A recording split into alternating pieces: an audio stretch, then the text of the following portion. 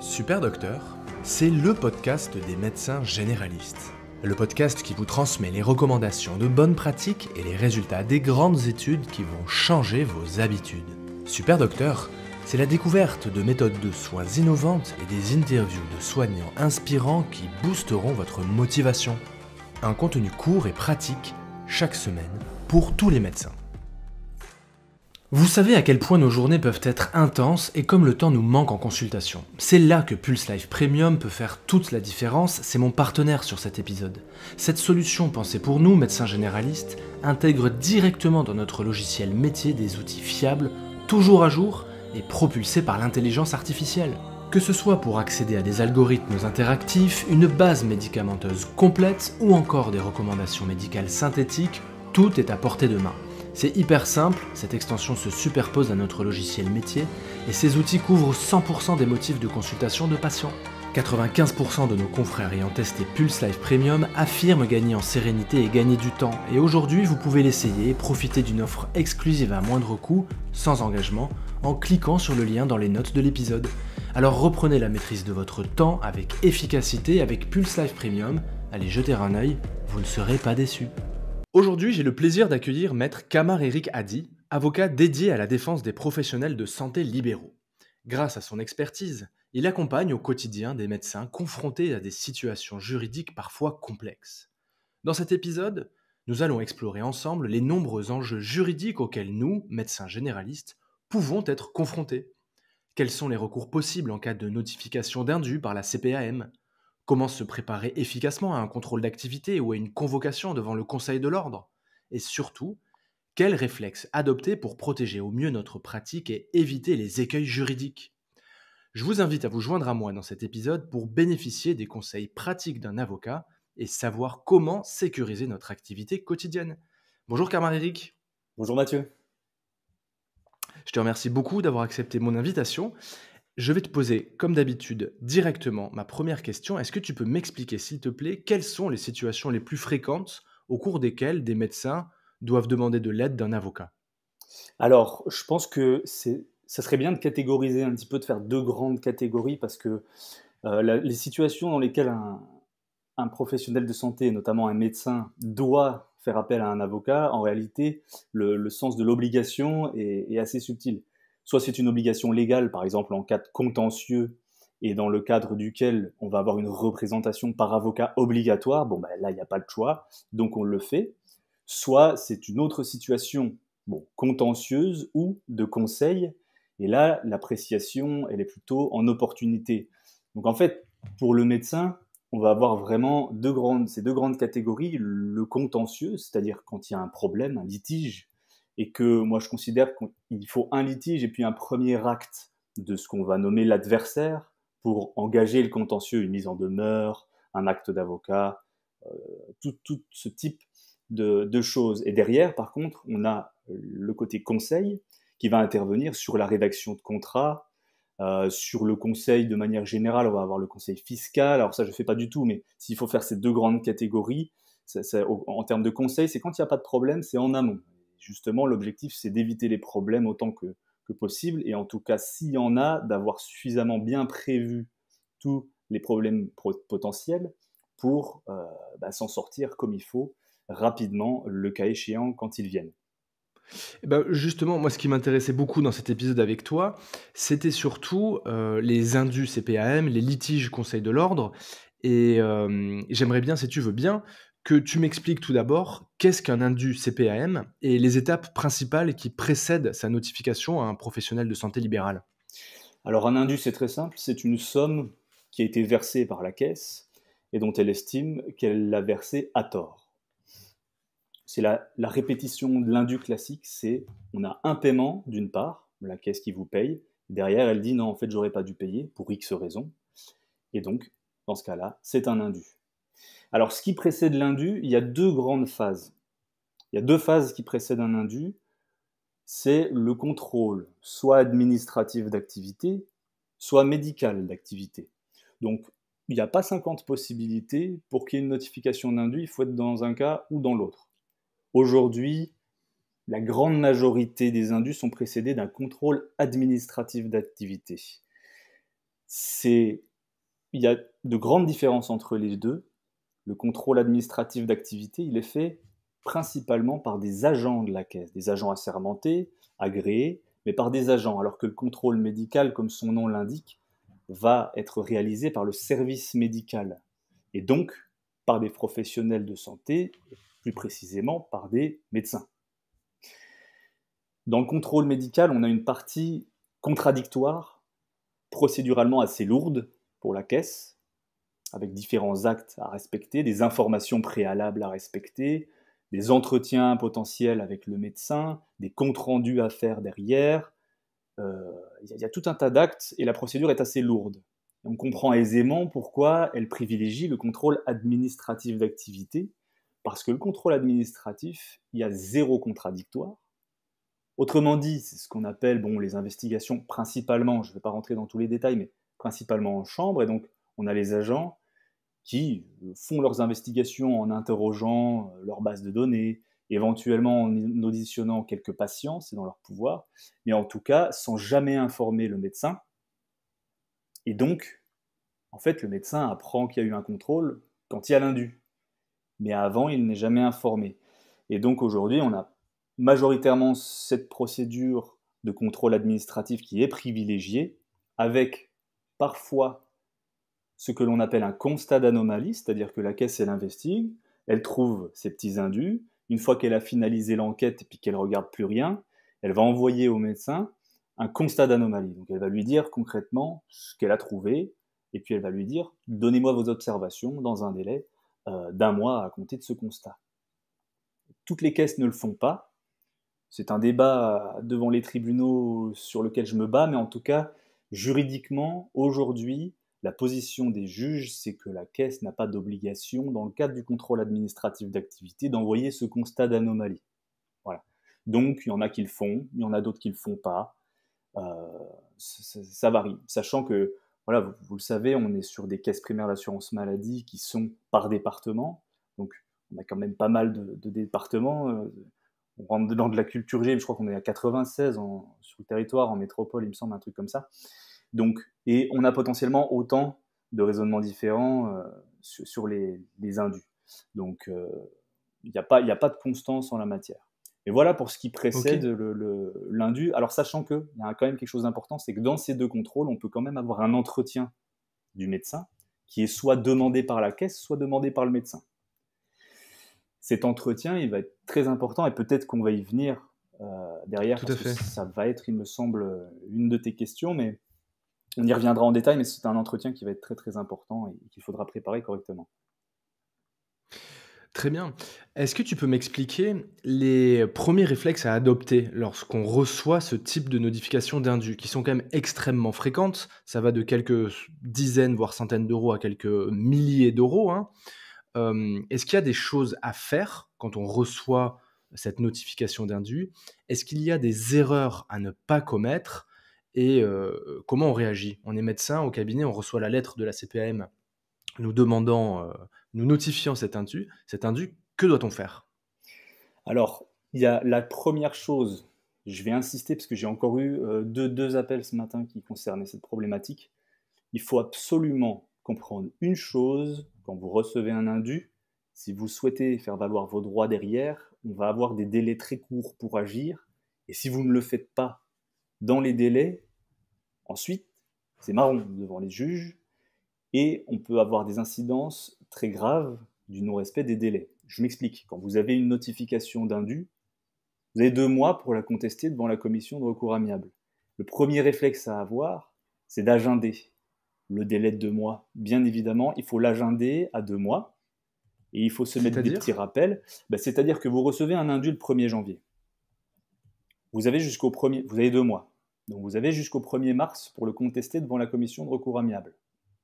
Si vous ne le faites pas dans ce délai, derrière, vous ne pourrez plus le contester. Alors, je vais donner à ce propos une information quand même importante. Il faut être très attentif aux mentions de la notification d'indu, puisque si vous n'avez pas de mention dans cette notification d'indu du délai de 2 mois, la caisse ne pourra pas vous l'opposer, en tout cas ne pourra pas vous opposer son non-respect, puisqu'elle ne vous aura pas informé de l'existence de ce délai. Mais c'est une exception, et le principe, c'est que vous agissez en 2 mois. Si vous n'agissez pas dans les 2 mois, derrière, vous êtes ce que l'on appelle irrecevable à contester l'indu. Quand je dis agender, il faut se mettre le 1er mars, bon, si on est joueur, on peut, mais quelques jours avant, et puis un petit rappel 15 jours avant, comme ça, on le fait, parce que c'est vrai que les réflexes à avoir, ça va dépendre également du montant de l'indu. Alors, si vous avez un indu à 50 000, je vous déconseille de commencer à faire les choses seul. Surtout que ces premiers actes, ils sont souvent sous-estimés. On se dit qu'on peut le faire tout seul. Et c'est vrai, ça c'est une chose très importante, tout le contentieux de contestation des indus ne nécessite pas de recours à un avocat. Il n'y a pas de représentation par avocat obligatoire.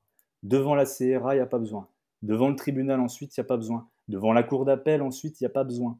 C'est un des rares contentieux en France aujourd'hui où vous avez vraiment 0 représentation obligatoire.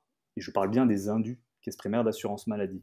Ce qui amène beaucoup de professionnels à tenter l'aventure tout seul. Et parfois, il y a des choses correctes qui sont bien faites. Sur un indu voilà, à 100 €, effectivement, vous n'allez pas payer 2 000 € d'avocat pour aller contester devant le tribunal, surtout si vous avez toutes les pièces. Mais dans ce cas-là, il faut le faire correctement. Et donc, on en revient au réflexe à avoir, agender les délais.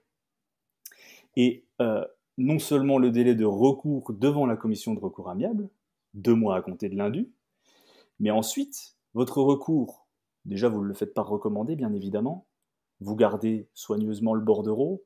Pourquoi ? Parce que le tampon qu'il y a sur le bordereau, c'est ça qui va faire foi derrière pour démontrer que vous avez bien fait votre recours dans les délais. À ce propos, si vous faites un recours le dernier jour du délai, même s'il arrive 6 mois après, je dis n'importe quoi, ça arrive jamais avec la poste, mais si ça arrive en dehors du délai, on s'en fout, parce que c'est le tampon qui fait foi. Donc si vous avez le tampon jusqu'au dernier jour du délai, ça marche. Il y a encore petite info qui peut quand même toujours être utile.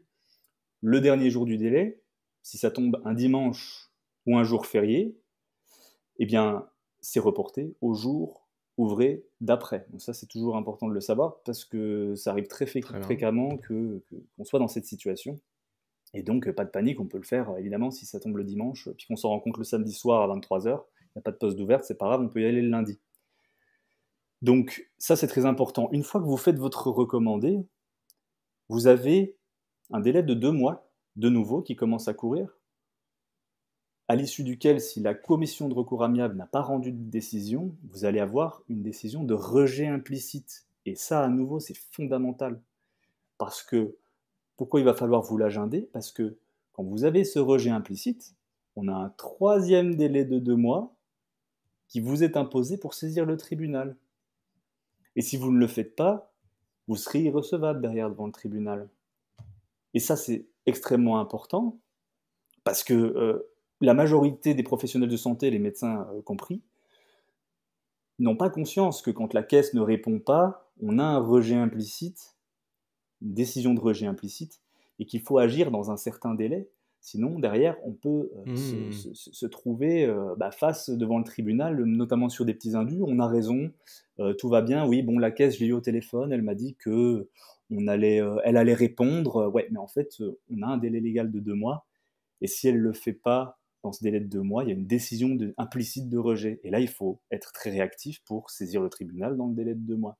Je dis ça parce que c'est très important, parce qu'il y a une précision qui doit être faite. Encore une fois, vous vous rappelez, dans le courrier de notification d'indu, si la caisse ne mentionne pas le délai, elle ne peut pas vous dire vous êtes en retard après, vous êtes hors délai.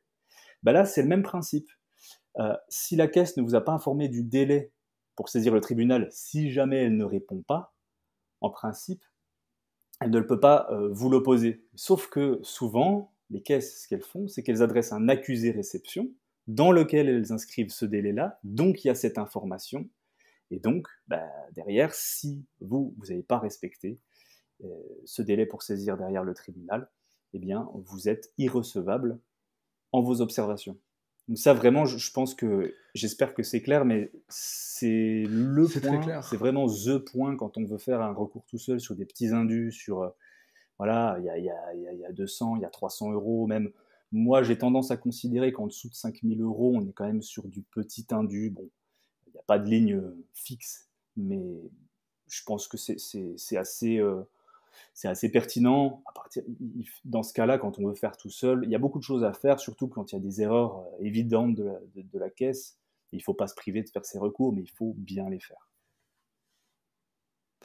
Merci pour ces précisions, c'était très clair. Donc bien agender, connaître les délais et rester dans les clous parce que ce n'est pas forcément des notions que nous avons, médecins. Et donc c'était très utile, je te remercie.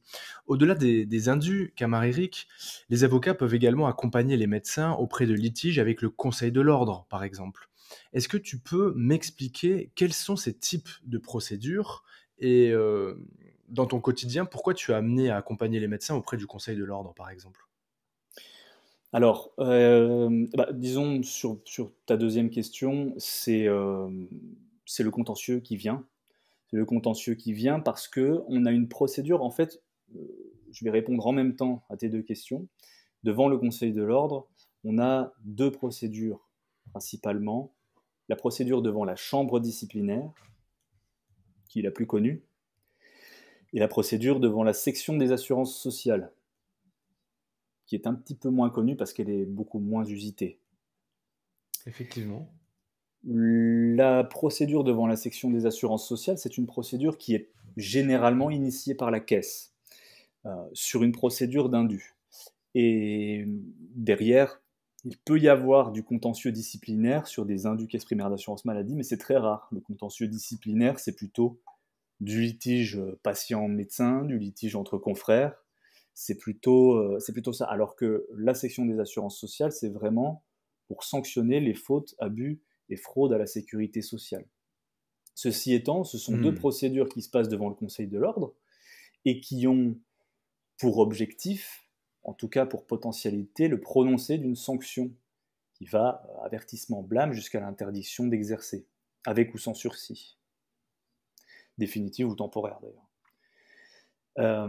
Donc, on a cette identité cette même identité de sanction, mais par contre, on n'a pas tout à fait le même processus et on n'a pas tout à fait le même type de contentieux qui va devant l'une et l'autre. Je vais peut-être mettre un peu de côté la procédure devant la section des assurances sociales qui est assez rare, c'est à l'initiative des caisses, et plutôt nous concentrer sur la question de la procédure devant la chambre disciplinaire, pour laquelle on a initialement une plainte de toute personne ayant intérêt à déposer cette plainte. C'est très large. En réalité, toute personne qui a intérêt peut déposer une plainte si elle a connaissance de faits qui constituent des manquements déontologiques. Bien entendu, l'objet de cette procédure, c'est sanctionner des manquements déontologiques. Donc ça peut être, un patient, ça peut être également des confrères? Oui, tout à fait. OK. Tout à fait. Tout à fait, et on a donc une phase qui est particulière, une procédure qui est particulière, pardon. On a avant toute chose une phase de conciliation qui est obligatoire. Donc, quand vous allez devant le Conseil de l'ordre, quand un patient dépose plainte ou qu'un confrère dépose plainte contre vous, on va avoir une conciliation obligatoire. S'il n'y a pas de conciliation, derrière, on a le conseil départemental de l'ordre qui va transmettre la plainte à la chambre disciplinaire. Il y a une chambre disciplinaire par conseil régional de l'ordre. Donc le conseil départemental va transmettre la plainte. Il est obligé de le faire s'il n'y a pas de conciliation. En revanche, il va s'associer ou non à cette plainte. C'est-à-dire, il va y donner du poids, il va l'appuyer ou pas. Et ça, il va le décider de son côté. Ce qui est certain, c'est que s'il n'y a pas de conciliation, il doit la transmettre. Et ensuite, on se retrouve en procédure disciplinaire, qui est une procédure écrite, c'est-à-dire que l'on va devoir produire ses arguments par écrit et ne pas se contenter de les présenter oralement le jour de l'audience de plaidoirie. Et donc, on va avoir des échanges de ce qu'on appelle des mémoires. Si on a un avocat, sinon, si on n'a pas d'avocat, bon, on va produire des écrits nous-mêmes. Mais on a une procédure qui est quand même écrite. Alors, encore une fois, je le répète, c'est une procédure qui a pour objet de sanctionner des manquements déontologiques. Elle n'a pas pour objet d'aller réclamer de l'argent, des dommages et intérêts. Il a fauté, il me doit je ne sais pas combien sur notre exercice en commun, enfin là je parle de plainte entre confrères, ou même de patients contre médecins qui demandent des dommages et intérêts pour un cas de responsabilité par exemple, assez classique. C'est pas possible devant le Conseil de l'ordre en chambre disciplinaire. La seule possibilité de dommages et intérêts, c'est le cas de plainte abusive, c'est-à-dire lorsque l'on a manifestement une plainte qui ne repose sur rien et qui est dans une intention plus dilatoire ou dans des objectifs qui ne sont pas ceux que l'on remplit normalement avec une plainte, qui sont contre l'objet même de la plainte devant le Conseil de l'ordre. Donc, si on a une plainte abusive, on peut demander des dommages et intérêts dans ce cas-là, quand l'adversaire a déposé une plainte abusive. Et on peut également, le deuxième point pécunier, c'est le remboursement des frais d'avocat. On peut demander le remboursement des frais d'avocat dans cette procédure. En dehors de ces cas-là, on ne peut avoir aucune demande pécuniaire dans le cadre de cette procédure. Voilà, ça c'est quand même très très important de Très bien. préciser. Et dis-moi, est-ce que la présence d'un avocat peut être conseillée dès la phase de conciliation, qui est donc obligatoire? Est-ce que à cette première étape, on peut déjà se faire aider de l'accompagnement d'un avocat? Oui, excellente question. Bah, ça, c'est un sujet d'actualité. D'ailleurs, j'avais fait un post là-dessus. Bon, ça concernait un kiné de mémoire pour le coup. Mais la question parce que ce sont les mêmes procédures hein, pour tous les ordres quasiment, c'est les mêmes procédures. La conciliation, l'objet finalement de concilier implique généralement des concessions. Quand on fait une conciliation, c'est que on trouve un terrain commun, on trouve une entente. Généralement, il n'y a pas d'entente s'il n'y a pas un minimum de choses qui sont mises de côté par chacune des parties. Voilà. Et pour pouvoir faire ces concessions, il est nécessaire de connaître le risque si on ne les fait pas, qu'on ne concilie pas et qu'on va au contentieux derrière. Pour connaître ce risque, il faut avoir une analyse juridique Mmh. de ce contentieux et de ces risques. Et pour avoir une analyse juridique, le principe, c'est effectivement qu'il faut un avocat. Maintenant, bien entendu que la gravité des faits va déterminer très certainement la nécessité de recourir à un avocat ou pas. Il peut y avoir des faits particulièrement graves, d'autres, si on est vraiment sur une plainte abusive d'un patient je sais pas, qui invente complètement des insultes, ça c'était un cas que j'avais eu, on aura l'occasion d'en reparler, ou un dénigrement, et que bon, c'est assez évident que vous allez prouver que ce n'est pas le cas, et puis les enjeux sont très limités, je pense que vous pouvez aller à la conciliation tout seul. Moi, je ne suis pas partisan de forcément prendre un avocat coûte que coûte. Mais en réalité, bon, on se rend compte que d'en avoir un, en tout cas, c'est toujours mieux que de ne pas en avoir un. Maintenant, est-ce que c'est financièrement opportun ou pas? C'est ça la question, finalement, en général. Hein. Très bien. Du coup, quand tu regardes tes clients médecins qui se préparent à être reçus soit par le Conseil de l'ordre, soit par la CPM, par exemple, nous en avons parlé, quels conseils tu leur donnes? Comment se préparer humainement en tant que médecin quand on est convoqué par, soit le Conseil de l'ordre, soit la CPAM? Est-ce qu'il y a des choses à dire, des choses à taire lors de ces entretiens? Est-ce qu'il y a une attitude à adopter? Quels sont tes conseils, toi qui as pu accompagner différents médecins dans ces différentes procédures, dans ces différents litiges? Qu'est-ce que tu conseillerais à tes clients? Alors, ça va dépendre parce qu'il y a beaucoup de situations différentes. Il y a beaucoup de situations différentes qui amènent une posture unique pour chaque cas. OK. Maintenant, si on veut faire peut-être quelques généralités, par exemple pour ce qui est de l'entretien devant la caisse primaire d'assurance maladie, il faut savoir que cet entretien, il va être fait en face côté caisse par un ou plusieurs agents. Que ces agents, ils vont retranscrire ce que vous allez dire dans un procès verbal. Et ce procès verbal, il va avoir force probante jusqu'à preuve du contraire. Autrement dit, pour la faire plus courte, tout ce que vous direz pourra être retenu contre vous.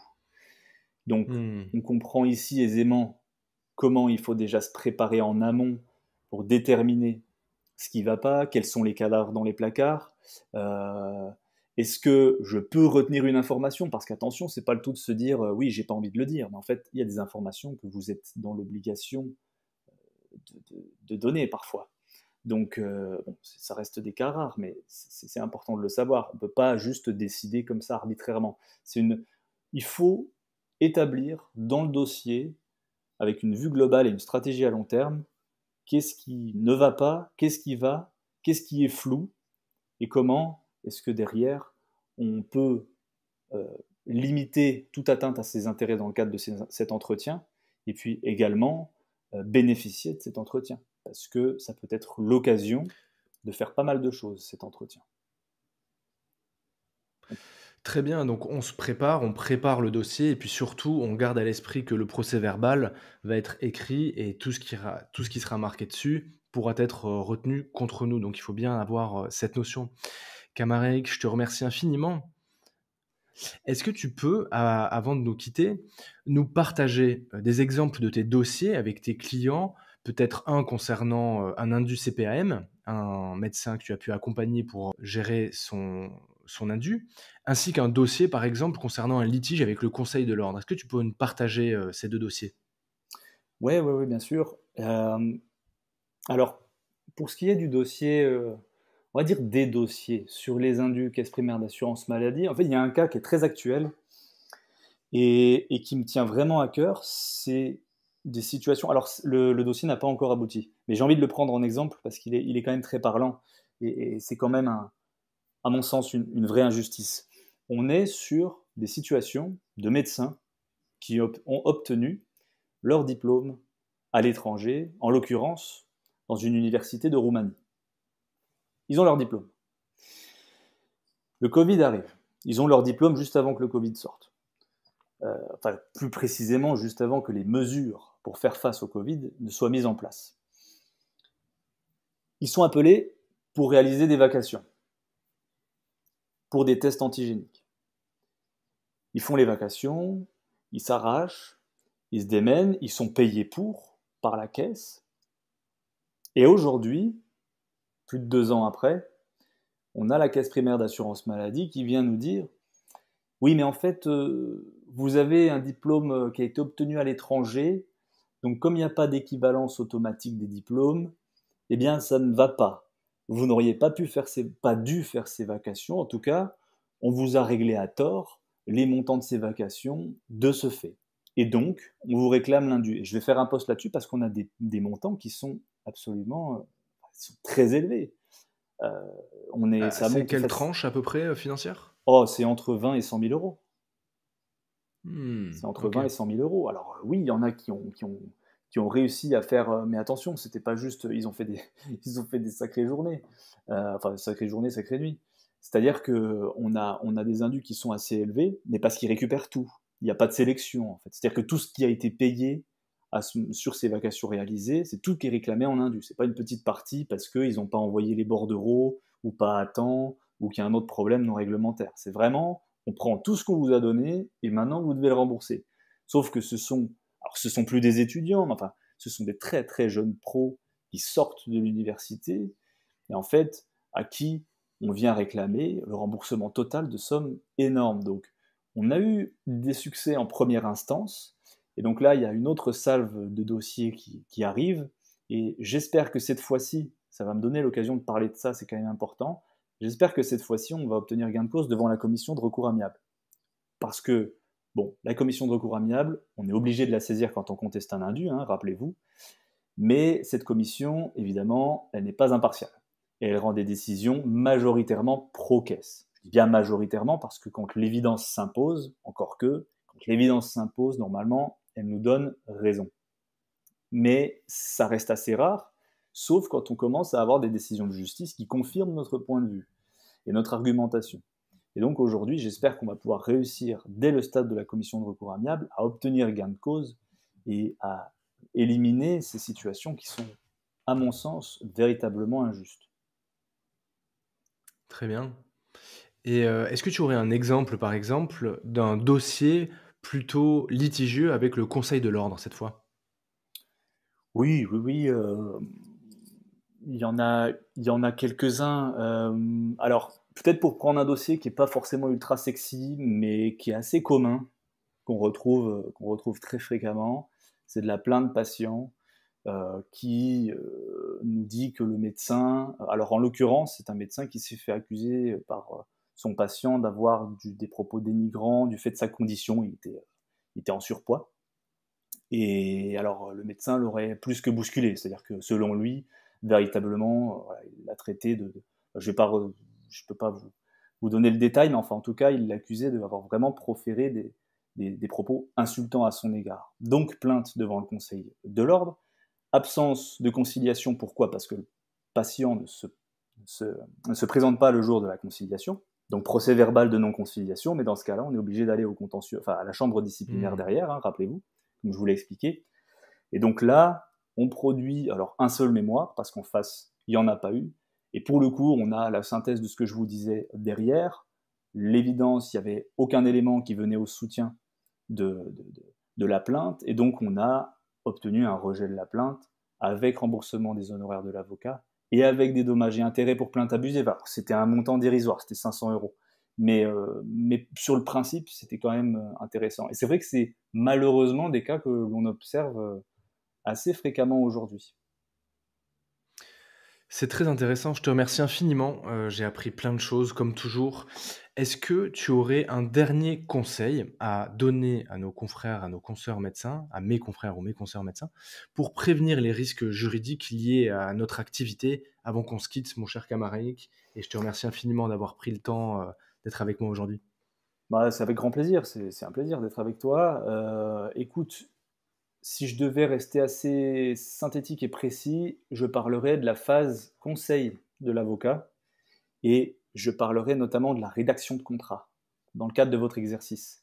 Bon, quand vous avez un Mmh. contentieux, vous avez un litige, vous appréciez si c'est opportun ou pas financièrement. Moi, je conseille toujours de demander ne serait-ce qu'une consultation, vous payez une consultation, mais au moins vous êtes fixé derrière si ça vaut le coup d'y aller ou pas, si ça vaut le coup de faire appel à l'avocat ou pas. Maintenant, par contre, en amont, dans le cadre de votre exercice, vous avez des contrats d'exercice entre le remplacement, la collab, entre l'exercice en commun, l'association, via une structure et autres. Alors pour les sociétés, souvent, les avocats, on fait appel à eux automatiquement. Pour ce qui est de l'exercice plus classique, entre guillemets, donc notamment le remplacement, collaboration et exercice en commun, on a tendance à enfin vous avez tendance, je suis désolé, à utiliser trop souvent les modèles qui vous sont donnés. Alors les modèles qui vous sont donnés, ils sont super, mais ils sont très généraux.